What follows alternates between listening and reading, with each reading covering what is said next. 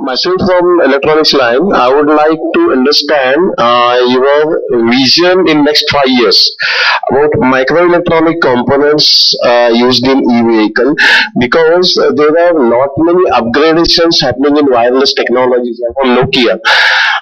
So specifically when wireless parts or electronic components work, how we are ensuring reliability, sustainability of the technology after 5 years, because we are expecting vehicle to live at least 5 to 7 years of life.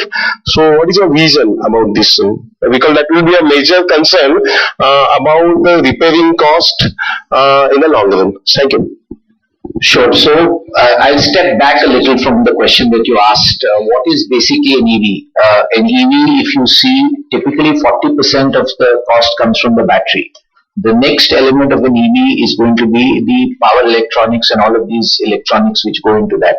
And this is where there is a very large opportunity to produce these items in India. Many of them today are being imported, but as the market evolves, many of them will start to be made in India. Electronic uh, components typically are now very reliable. EVs are designed, at least I can tell you about we are designing the bus for a 12 to 15 year life minimum.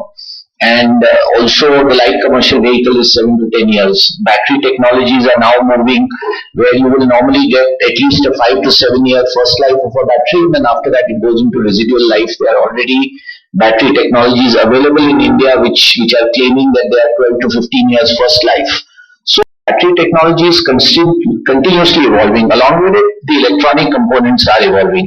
And actually, there is a very mature system for testing electronic components. I'll give you an example. I'm president of the Maratha Chamber of Commerce, Industry and Agriculture in Pune. We set up recently and only inaugurated an electronics cluster where we spent about 75 crores, which is partially funded by government and partially by industry. And you can go and get any electronic component tested there. So this system is fairly mature in India. I'm not worried on the life of these components. You will always have one-off use cases. If you are buying a product from a company which is reliable, which has the basic R&D infrastructure.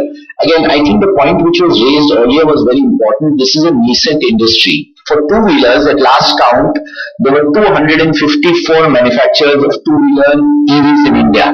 Now, you cannot say that the first five and the last five are going to be exactly the same in infrastructure. Unlikely to happen. So this is going to be an evolution in the industry where people will learn, the industry will grow, there will be, let's say, some players who become big, and then the industry will evolve.